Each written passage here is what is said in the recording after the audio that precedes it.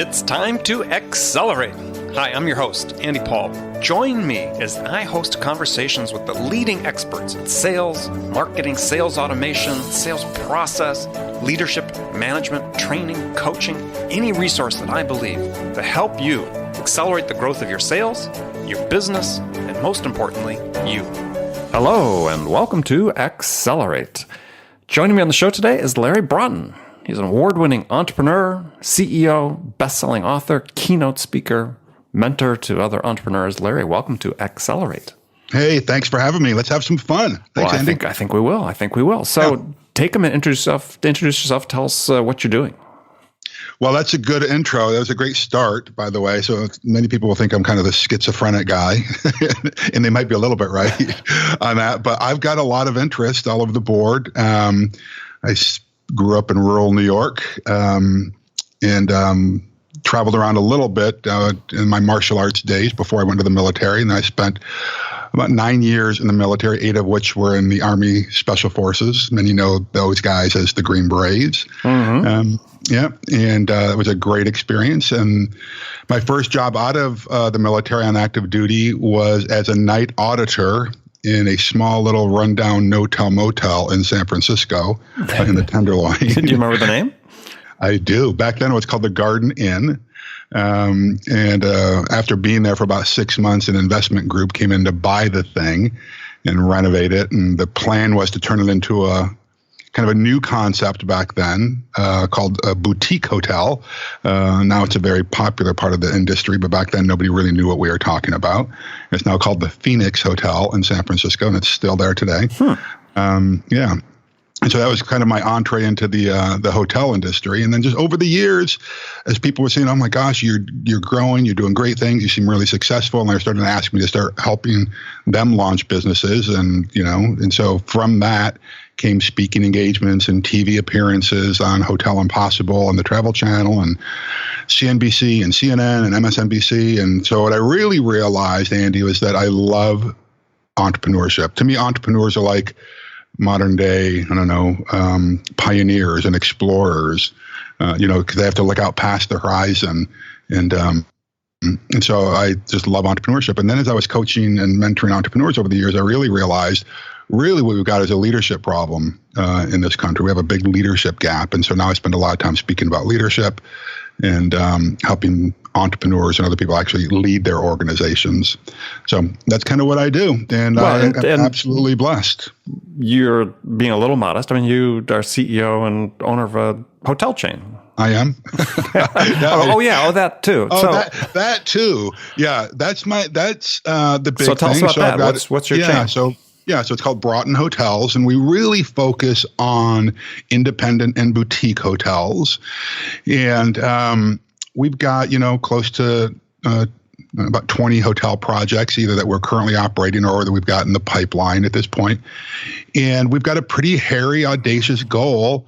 And in fact, Andy, this might be the first time I actually say this publicly. I mean, Everybody in our organization knows this. But we've got our big, hairy, audacious goal is to have 80 hotels by the end of 2020. Wow. And so to do that requires a whole lot of things, right? It requires, time and capital and talent. And so there are absolutely unique challenges that come along with that. And so that's very exciting and, scary at the same time. I was going to say 80 hotels. That is big. Really big. Well, let's sort of use that as a way to segue into the topic we want to talk about, which was, you're making the decision to go from 20 to 80. You've written and you talk about this importance of being great, and you differentiate great from being happy, successful, or even talented. Yeah. So what is great? Because for our audience, we've got entrepreneurs, we've got business owners, we've got C-level people, we've got salespeople. I mean, listening, everybody wants to be great. So what's it mean to be great? Yeah. So words have meaning, right? And I use the term success a lot when I'm out when I'm doing some writing or I'm speaking, having short conversations. That's what people get, success. People want to be successful, but what the heck does that mean, And I was blessed that I was in Scottsdale over this past weekend speaking to about 200 female military veteran entrepreneurs. And I just kind of went on a tangent while I was on stage and asked how many people want to be successful, and everybody starts cheering. They raise their hands. And what I said is, here's the deal though. If you want to be successful, stop chasing success, because it's meaningless. It's empty. It's hollow. If you really want to have a life of impact, if you really want to do great things, you've got to be a great person. And by that, I mean, you have to live a life of significance.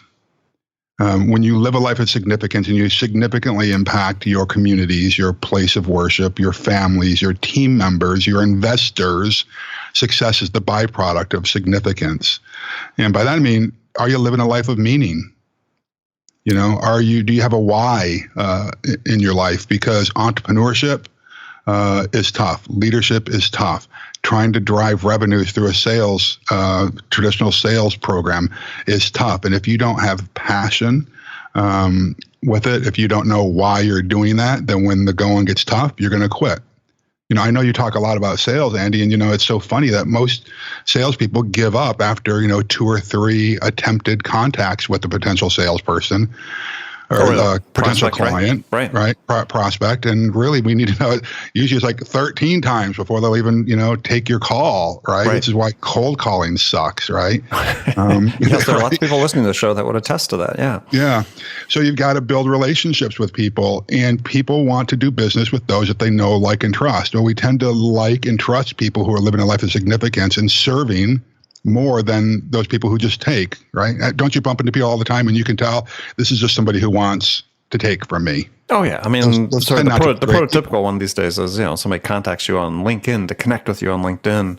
And you just know by looking at this request that, yeah, if you say accept, you're going to get hit with an email within a day saying, hey, and that happens. I have a canned response that I cut and paste now, because it's almost daily, Andy, that I get those things through LinkedIn requests. Is that the first time they contact me, they're pitching me. And that is not the way to do sales. You've got to build a relationship with people. This is why I really try to get people not to, this is a dramatic statement. I tell people to stop going to networking events. I do that to get people's attention, right? Yeah. Because people don't want to be networked. You want to build a relationship with people. I go back, people want to do business with those that they know, like, and trust. Well, you have to have a relationship with somebody first. And most of these networking events that you go to, what happens? You're approached by somebody, they're stuffing their business card in your hand. They might give you a pitch, but their eyes are automatically scanning the rest of the room to see, okay, who's my next victim? Right. Well, or you might be the person that's doing this. They may have a quota in terms of how many cards they're supposed to give out. That's how some people go to meetings and define, if I don't make 20 connections, not relationships, but 20 connections, it wasn't successful. Yeah. So, but if they were to take that next step, actually, and figure out how can I serve these people that I have cards from, then that's the right step. But too often, people will take these stacks of business cards and then do nothing with them except pitch them right out of the gate. So I guess my whole point here is that if you're going to live a life of significance, if you want to do great things, you got to be a great person. Well, then you got to build relationships with people. Now, the thing is, though, that's scary. When you build relationships, it means there's going to be a little bit of vulnerability that goes along.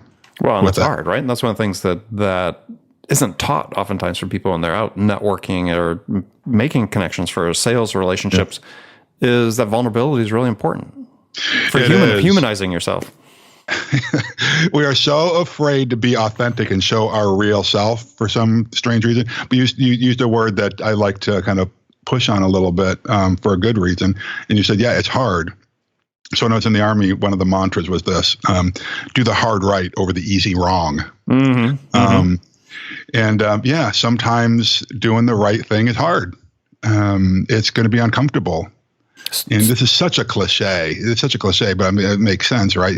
Success is just outside your comfort zone, and you can't coast. There's one way to coast, and it's downhill. Those are all kind of cliches, but there is real meaning behind those, Well, give an example. Like when you go to an event, to a networking event, how do you approach somebody that you don't know? So I'm a painful introvert. You sound like it. No, really, I am. So what I do is I have to really get psyched up. If I'm going to approach somebody I don't know, what I try to do is I take a wing person with me. Which is a good strategy. Yeah. So what happens oftentimes, I'm oftentimes surprised at how many introverts are in the sales force or in the sales world. I am. Yeah. But I take a wing person. Oftentimes what I like to do is take somebody who knows other people, and then we can just play off of each other. And so we generally, together we'll go approach someone that we don't know. And what I try to do is I don't ask, what do you do? Or what's your business? What I try to do is just get some small talk going, right? So to put me at ease and put them at ease. Because my thing is this, oftentimes when I go to these networking events, if somebody approaches me and they ask, what do you do? Well, automatically what they're doing is they're going through this kind of sifting, like, are you worth my time? Is really what a lot of these people are asking, right? And I guess they're qualifying you as opposed to building a relationship. Exactly. But oftentimes it might not necessarily be what I do, but it might be, who do I know that I can help you? Right. And so there is the degrees of separation. That is LinkedIn, I like LinkedIn a lot. And I think I've heard people on your show talk about LinkedIn quite a bit. So that is one of the things that I like about LinkedIn is that, just because I have a contact with one person, there might be somebody that's 2 or 3 degrees away who I need to get to. Well, it's the same thing when you meet somebody live in person. Just because you might not get a sale from me today doesn't mean that I might not be able to add value to your organization and vice versa. So my thing is this: your question was, what do you do with somebody that I don't know at an event? I just try to build that know, like, and trust factor. How about smiling? How about that? Huge, right? There's been a bunch of research recently talking about just the power of a smile to be able to start a relationship with somebody. Absolutely. And I am amazed at going to these networking events. And now it's almost a sport for me. I stand back and watch people who are trying to build relationships, and they got this very serious, dour, pessimistic look on their face, trying to grab business cards, and you can just see how painful it is for them. So I smile, try to make some small talk, and just build the know, like, and trust factor. So we talked about life of significance. I think the thing that is a lesson for sales professionals in particular, I think entrepreneurs by and large begin to understand this, but this idea of the life of significance is something that transcends personal and business. Oh, of course. Well, here's the thing. Years ago, I used to live my life in these little compartments. I had my professional life, I had my personal life, I had my private life, I had my, all these different lives, right? And that was hard to keep all those balls in the air. And what that is, that's a lack of integrity. When you live a life of integrity, then everything is integral. You blend all these things. And so the person you see sitting here at my desk in my office right now is the same person, my friends saw last night when we were out to dinner. The same person that my kids see. And so you've got to live, a little more authentically. I guess I've got to be more real. So that was for people. I think for that point, it's really critical for people in sales or people that deal with customers a lot. Is oftentimes they sort of picture themselves as being on stage, right, when they're dealing with customers, and being on stage is by definition is playing a part, and the customer sees right through that. Yeah, and I think you can play a part or feel like you're on stage. I need to sometimes talk myself up as if I am going on stage, but I can still be real. I can still be authentic if I'm on stage. And there is a little bit of a performance. When I was in martial arts, one of the phrases my twin brother and I, who is a martial arts rock stud, is excess within control. What we talked about is getting that internal energy or that vibe up, but pulling it back just enough that you're not like spinning around like a whirling dervish, right? So excess within control. And so to me, when I have to quote unquote get on stage, that's what I do, because people pick up on this energy.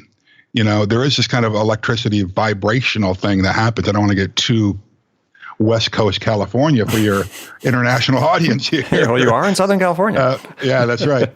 But think about it. When you meet someone at one of these networking events, or if you've got a team member or someone on, I don't know, just somebody in your organization who has a really low energy or low vibe, it's not very attractive, right? And so if you smile and you've got kind of this high energy, then it's a little bit more attractive. Now, this life of significance thing is we really do have to realize that we aren't just here to make a sale.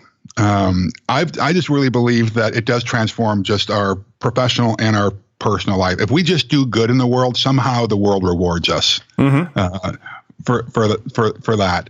But this, back in the 80s, there was that movie Wall Street, right? And Gordon Gekko, what was the famous quote was, "Greed is good," and he was kind of cheered on back then in the 80s, if you remember. Oh yeah, right? absolutely, I remember. Yeah.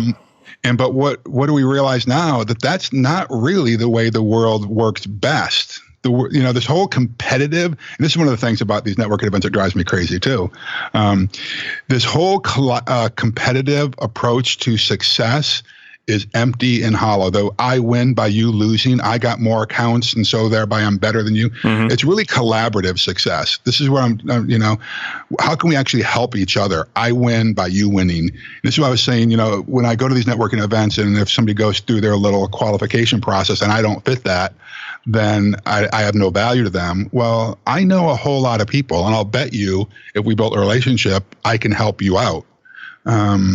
So when we stop looking at everybody as a potential prospect, but more like a human, I think it's a great mental shift, and it helps whether you're serving in a soup kitchen or being a tutor for some after school program in a inner city, or whether you're leading a sales team of 50 people doing great things. Well, I think it's complicated for people these days when we talk about the serving, and you just put this great paradigm about people believing that they only win if you lose, or vice versa. You look at our political environment these days. I mean, it's very distinctly, we're so polarized. It very much is, I win, you lose. Right. Yeah. I mean, there's none of this. Well, how do we work together to make this country better? Right. We're just, and I think that seeps into, or the danger is that it seeps into sort of everything, right? It seeps into the culture.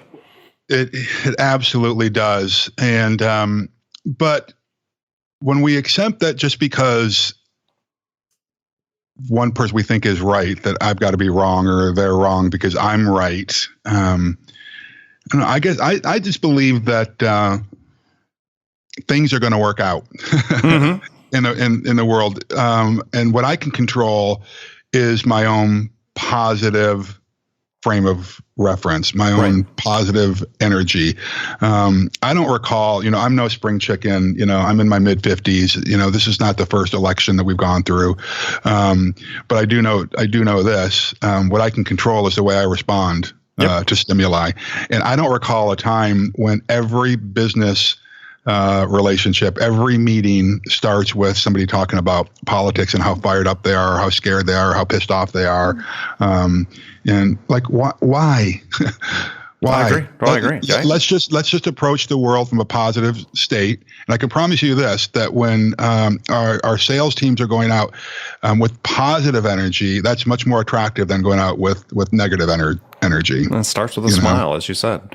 Yeah, so, absolutely. So I want to talk a little bit about, you had talked about 12 keys to greatness, and I thought it'd be interesting to run through some of that. So, and we've talked about some of it here today, but one, which is, to me, just so critical, because what we see in sales too often these days is people sort of being too overly scripted, and whether it's because of insecurity or there's new and they're learning or whatever. But you said key number one is you have to become more self-aware.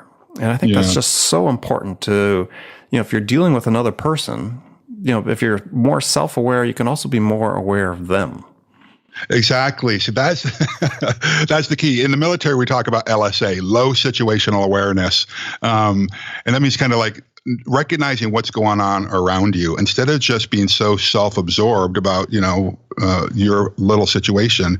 It goes back to serving other people, and just being authentic and real, and checking in with your teammates and your tribe from time to time. So we really do have to be self-aware. It's a little bit of staring at your navel from time to time, and looking inward. And one of the things that I do each day is I start each day with a morning routine to get me centered, and just checking how am I feeling today, what's going on, and and start thinking about the positive impact I'm going to make in the world and on my team. But if we're not self-aware and really recognize what are our strengths and what are our weaknesses, and working on our strengths, and then building our sales team and our teams around us to augment those weaknesses, then you make a bigger impact when we're self-aware. And so, do you take a moment at the beginning of the day, a little quiet time, a little meditation, affirmation time? Yeah. So what I tell people now is I start my morning routine the night before, okay. because I started doing a lot of reading on sleep and brain activity over the years, and have recognized that the way we go to sleep is the way we tend to wake up. So if I'm putting negative news stuff and war movies in my head before I go to bed, well, that's what my brain is processing, and that's the way I wake up. And so before I go to bed at night, I do a little bit of a gratitude journal. If I'm not actually writing down, then I'm just listing in my brain or in my mind all those things that I'm grateful for. And that kind of calms me down. And then in the morning when I get up, before I check email, before I check voicemail, before I get on social media, I make my little green smoothie drink, pour a cup of coffee, and sit down and take 7 minutes. I just start with 7 minutes of affirmations, readings, meditations, and sometimes it turns into 15 minutes, and sometimes it's 20 minutes, but I can do it in 7 minutes. And really, truly, I'd say I talk myself into this is going to be an awesome day, and here's what my goals are for the day. And oftentimes it's not, hey, I'm going to make this many calls today. Usually it's not, hey, I'm going to, close this deal today. It's, hey, I'm going to serve this many people today. I'm going to make a positive impact on, if I see somebody at Starbucks, I'm going to open the door for them. If I see somebody at the grocery store, I'm going to carry their groceries for them. Yeah, I get very intentional. I think that for years, I was just like a leaf on the wind. A whole lot of activity, and I was floating around. But when I actually start living a life of intentionality, that actually translated and actually spilled over into the number of calls I was going to be making that day, the number of new leads I was going to be making that day. Interesting. So sort of along with that, then one of the key points you said is learning to love yourself. That is a hard one for so many people, because we carry on, or I do, and I know because I do, and I get a chance to speak to thousands of people each year on this topic. We still carry around a lot of negative vibes that our second grade school teacher didn't like our report, or, dad didn't give me enough positive affirmations growing up. And so I've got a book out there called Flashpoints for Achievers. And one of the flashpoints in there, it's a kind of daily affirmations, is that if we let other people talk to us the way we often talk to ourselves, we'd slap them. Right? That's a great point. And we can't do that. We really do have to love ourselves, because, I believe that we were, there was some massive creator out there that created this whole universe and us, and that we all have unique giftings, and that if we don't recognize what those gifts are, then it's, and use those gifts, I think it's immoral. And so when we recognize I don't need to be like anybody else out there, I just need to be the best version of me I can. And this is like kind of corny, but I'll tell you, the first several years of entrepreneurship on my own was very rough, because I was trying to pretend, I was trying to act, I was trying to speak like, I was trying to write like, I was trying to dress like other entrepreneurs out there, because I didn't really love myself. I couldn't see the real value that I brought. Right. And so it's a process, and some people it takes therapy, some people it takes reading, some people it takes, quiet meditation, others it takes, querying, asking your closest people, hey, this is like really corny, but I had to do this. What is it that you like about me? What value do I bring to this business? And when you start recognizing that, then you start saying, wow, I actually make an impact in the world. I just want to spend one more second on this, if you don't mind. No problem. If you come to my office, Andy, and there's a wall here with shelves on it that have a bunch of different awards, copies of articles, trophies, and that kind of thing that we've won or that we've received for entrepreneurship and leadership. In my old office, I didn't have that stuff out because I was like, well, it looks too much like an I Love Larry wall. And you know what? When we moved here to this office, I said, yeah, but I do love Larry. And sometimes when I'm here at early in the morning before anyone else gets here, or if I'm the last one out at night and it's feeling really hard, sometimes I just need to go to that wall and look at it and say, you know what? At one point in my career, somebody saw a moment of brilliance. Mm-hmm. I need to remind myself of that sometimes, No, nothing wrong with that at all. Yeah, exactly. And so I think that we need to do that. Sometimes it's called a talisman. Sometimes there's something that if I can just touch it, then there's power that comes from that. But we've been programmed. Oh, you shouldn't be so. No, you can love yourself without being a jerk or without being braggadocious, without being pompous, right? Yeah, absolutely. So it takes a little bit of humility, right? Well, sort of parallel to what we were just talking about is one that I think is key. That's really hard for people, and you sort of addressed a little bit but. If you want to become great, you gotta let go of jealousy and anger. I mean, the jealousy, you said you're trying to sort of pattern yourself on other people as opposed to being yourself. Yeah. And see this all the time in sales. People, it's okay to model some of what you do after someone else, but you're not that person, right? You need to have your own thing, and you can't be jealous of what they achieve. And you see this all the time as people are so focused on what other people have achieved rather than doing what they have control over to succeed themselves. Yeah, and this is the hard thing, and it was very hard for me, to be honest with you. Jealousy is one of the deadlies, Mm-hmm. But a lot of it has to do with comparison, and a lot more of it has to do with fear. That if they're winning, that means that there's not enough out there for me. And I can just promise you, this is not how the universe works. Mm-hmm. The universe is not about a zero-sum game. There's enough opportunity, success, wealth, recognition for all of us. And so I had to start doing really daily affirmations. And I can tell you, I'm not going to say it here on the air, but there was one person that I was very jealous of in the business world for a long time. And it got to the point where every morning I just had to bless this person. I hope that they do great things today. Man, I hope they get new accounts today. And it felt very fake in the beginning because it was very fake in the beginning. But I had to just keep doing it and talk, because our mind responds to positive things. It doesn't respond to negativity except in a negative way. And so I've gotten to a point where I just start blessing people that I don't necessarily like or enjoy. And I was having a conversation over the weekend with somebody about, it comes to politics too. Why don't we just bless them and hope that they have a really successful term? Because if they have a successful term, we all do. Right? Exactly. And the same thing I think in sales. If we bless our competition, like good for you, guess what? And I've seen this over and over again, that those good vibes end up coming back to us because people see that people want to do business. I'm going to say it again, with people they know, like, and trust. And if you're negative and you're jealous, people pick up on that negativity and they don't want to do business with you. And then they're not going to refer clients to you. But I want my competitors to be so darn busy that they can't handle all the business. And because I've supported them, they start sending business my way. Mm-hmm. How about that? Absolutely. I mean, I've had two speaking opportunities in the last year that, came to me from someone that, nominally I'm a competitor with. Yes. Yeah. But to your point, he was overly busy. He couldn't handle at that specific time or dual commitments. Yeah. And, he referred them to me. It's like fantastic. And I'm like, okay, when can I do that again? I'm just like anxious. When can I return the favor? Yes. That's a great way to live life. Yeah. It's a great way to live life. Yeah.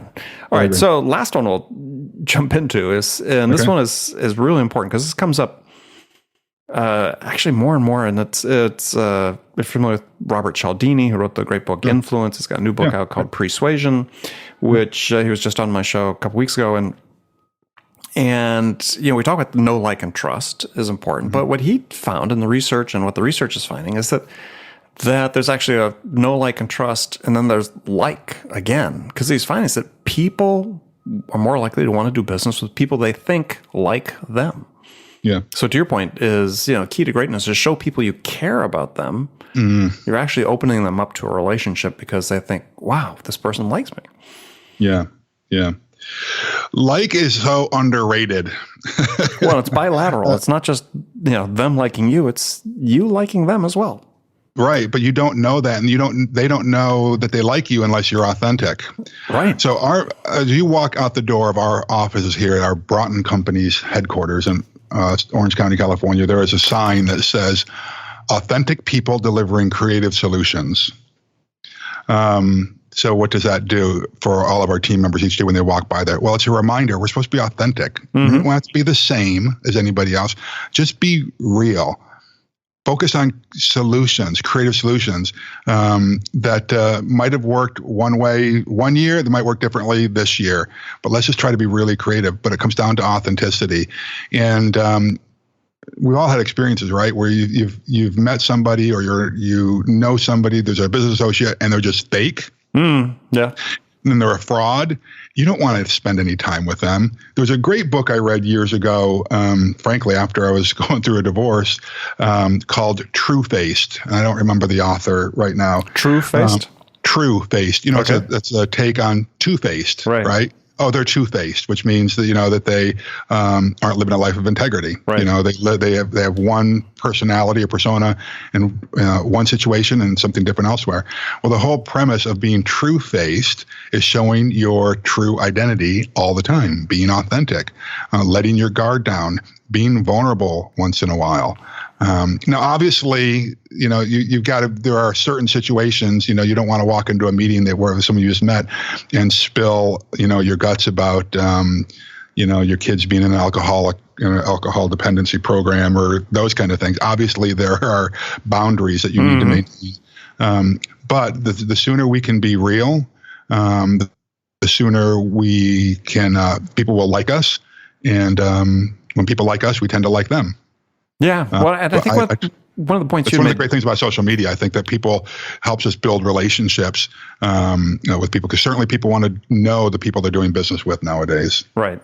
Well, I was going to make a point about authenticity, because I've seen this a fair amount in the last 10, 15 years, because the whole thing about being authentic has come more to the fore, is that people take that as a license to sort of rid themselves of humility, because they think they're being authentic, and if they think they're smarter than everybody else, well, I'm being authentic myself. I'm going to tell you that I'm smarter than everybody else, and that's just being a jerk. That's just being a jerk, right? But throughout all this, I think the key to greatness in my book is humility, because there's always. You have to be empathetic to people and their situation, but there's always people who are smarter, brighter, more creative, and so on that you're going to encounter. And humility is a great door opener. Well, humility is a great door opener, but it's also the lack of it is the Achilles heel for most leaders and entrepreneurs. Is that when people feel like they need to be the smartest person in the room and let everybody in the room know it, that's a problem. Right. There are a lot of, and again, this is fear-based, because they're afraid if I have people in my life who are bolder and brighter than I am, then, they're not going to have the same value. They're not going to make the same contributions. I'll tell you this, in my organization here, I am proud that every executive on our team is bolder and brighter in their area of expertise than I am. And I'm a big believer that we should all have boards of advisors, both personal and professional advisors that we can count on, who can support us, who can help us during the bad times and serve us during the great times. I can tell you, all of the members that are on my two different boards are all bolder and brighter than I am. But that takes humility. It really does. You got to be willing to say, hey, but it goes back to what we were talking about earlier. You've got to do a little bit of self-reflection to know what value do I have. It doesn't mean that they're better than I am. It just means that in these certain areas they're bolder and they're brighter. So yeah, well, it's sort of summarized a lot of what we talked about. It's not a competition between you and everybody else. So life is not a competition. You're right. We can be competitive. Absolutely. I'm as competitive as the next guy. Me too. But you're right. Life's not a competition. It's really a collaboration. I think that we are meant for community. It doesn't need to be like warring tribes constantly. And sadly, I think that's where our political climate is right now. It's like warring tribes instead of trying to figure things out together. But the same thing is happening. But my fear is that this is going to start translating over into business, because I felt like we were kind of heading in the right direction for a while there, with more businesses collaborating. And this is where innovation comes from collaboration, not isolation. Right. And I would encourage anybody who's in sales is to like reach out to your competitors, quote unquote competitors. Reach out to people who are working in competitive companies and build relationships. You never know where they're going to lead. Exactly. Well, good. Well, Larry, thank you so much for joining us. Tell us today how people can find out more about you. Probably the easiest way is to go to my personal website, and it's larrybroughton.me. Okay, M-E, larrybroughton.me. But, I'm on all those different social media platforms, on LinkedIn and Facebook and Twitter. The Twitter handle is Larry Broughton. But would love to hear from people. It's a great life. And I just encourage people to keep a positive spirit and do something significant today. Excellent. Well, good. Well, again, thank you very much for joining me. Thanks, Andy. And friends, thank you for taking the time to join us today. Remember, make it a part of your day every day to deliberately learn something new to help you accelerate your success. And one easy way to do that, join my conversations every day with top business experts like my guest today, Larry Broughton, who shared his expertise about how to accelerate the growth of your business. So thanks again for joining me. Until next time, this is Andy Paul. Good selling, everyone. Thanks for listening to the show.